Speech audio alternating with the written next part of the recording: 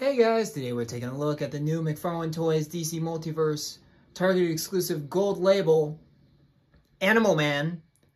Let's get a better look at that packaging, shall we? So here he is up close and personal. Here we of course have the figure and the other contents there that we'll get into later. We of course have the little gold label kind of thing right there. Of course 12 plus up at the top.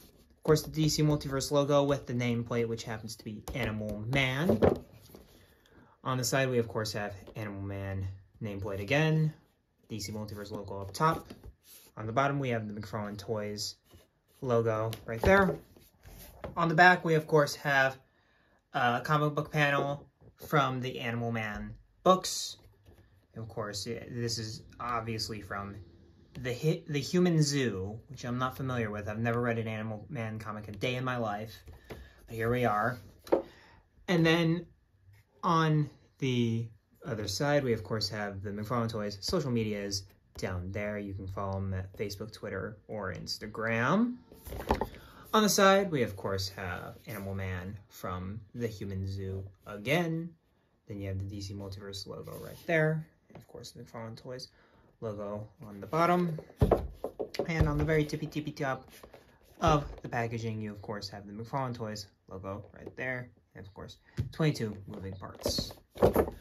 On the bottom, you of course have the Justice League standardized legalese there. And then you of course have the Animal Man barcode there for all you barcode hunters out there.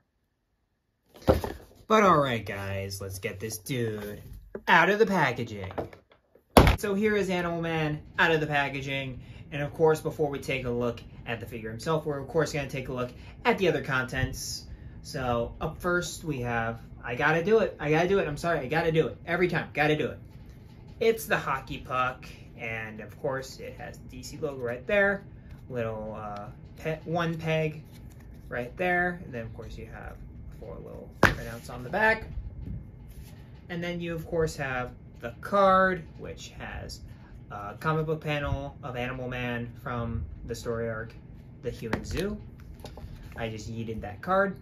And then, of course, on the back, you have a bio, but I don't really see how this is helpful because it doesn't make you grasp his abilities. From my limited understanding of the Animal Man character, and yeah, that's basically it. And he did meet Grant Morrison. I did see that, who is the writer of the Animal Man comics. But that's basically all I know about Animal Man is that Grant Morrison wrote him for a really long time during the height of the pre-52 DC continuity, like around the era of like Final Crisis and stuff like that. And I heard they're good, and I do know that the character is not as famous as well as what came out of the Animal Comics run with the Red, which if you saw the latest season, the last season of the Titans live action show, there's an episode where the Beast Boy dives into the Red. And I believe Beast Boy is connected to the Red in the same way Animal Man is, except Animal Man can actually transform into actual like full-on animals and like match their pigment and everything, whereas Beast Boy can only stay green. So there is that. But of course with accessories, he only really has one true accessory, and it's a honey badger that you see here. And it looks pretty good. It's one solid piece. There's no articulation. It's more just to have him stand beside Animal Man, just to have him there, you know. But it's solid. I mean, it's not too bad. And then you, of course, have a ton of different hands, which I think is a right step in the right direction for McFarlane, because you have 2 karate chop kind of salute hands right there, and they look pretty nice. And they have marks that they have creases, which I always think is a nice touch for gloves, for them to have creases. So, cool stuff there. And then he also comes with a trigger finger and a fist The trigger finger is for the left hand, and the fist is for the right hand. And then you've probably noticed it already. If you haven't, I'm sorry. But he comes with this claw-looking thing, which makes me think he's more of a shapeshifter than actually turning into animals, and he can apply all that data of animals to actually shapeshift his body, which that's pretty cool, to be honest. But it's a nice little feature, and the package has something similar, which I'm probably going to do, because I have no idea how I'd even attempt to pose him, because I know nothing about Animal Man himself. But it was a nice segue to get to talking about the figure. So here's the figure. He has... I do like the head sculpt a lot. Head sculpt is nice. It has nice flowing blonde hair. The only problem is the McFarlane, again, doesn't print these goggles out well. Like, he's obviously supposed to you're obviously supposed to see his eyes, and you obviously can't. So that's a problem. Again, classic McFarlane L right there. And then the body's just Blue Beetle, Booster Gold, Flashpoint Barry Allen, like that kind of buck. So it's very plain, and it's just the orange and the blue A around his torso. So it's not a very exciting figure to like dive into. And you've also got little things that are painted on, even though the boots are still sculpted here, but the boots technically don't end there. I think that's a huge problem. They might as well just have sculpted the actual bottom of the leg to give it some sort of actual dimension, instead of like what they did with Bart Allen and the Walmart exclusive Beast Boy, where they just reused the John Kent mold. Same with Nightwing, actually, too. But with this one, it's just the same mold being used with a different head, which is a shame.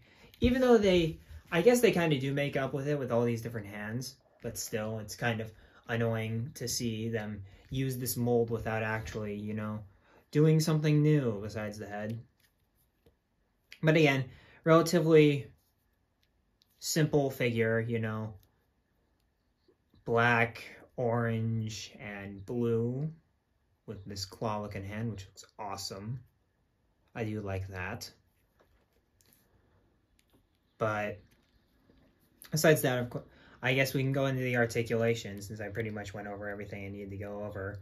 And if you want to know more about this buck, I believe the first time I reviewed it was my Blue Beetle Booster Gold 2-pack review, which I will link in the description below and the comment section, I believe. But anyway, he has a double ball peg in the neck, so he of course can move his head up pretty far, move down pretty far, can rotate all the way around, move side to side, all that good stuff.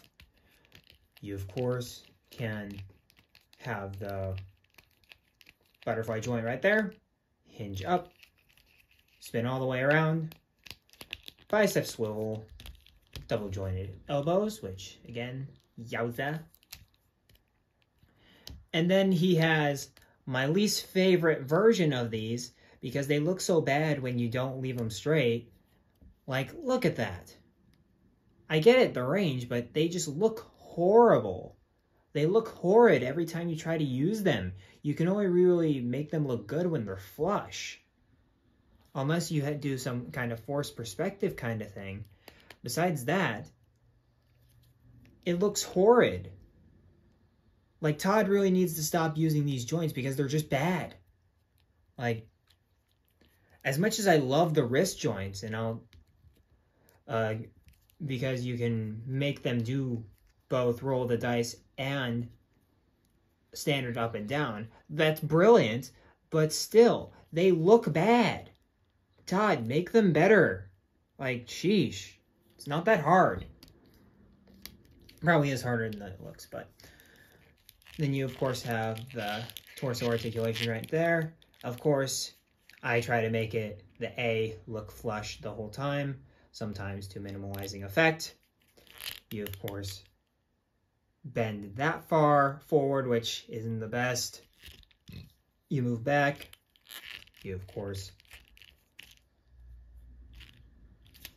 he moves that far left and right. Decent rotation overall. Standard McFarlane legs right there. Moves that far forward, that far back. Average thigh pivot. Then you, of course, have the knees, which don't look horrible. They look better than the arms by a mile, but still, nah. And you, of course, have the ankles, which at the top you can rotate. At the bottom, they hinge nice and firmly with that ratchet. You, of course, have the ankle rocker right there and toe articulation at the toe.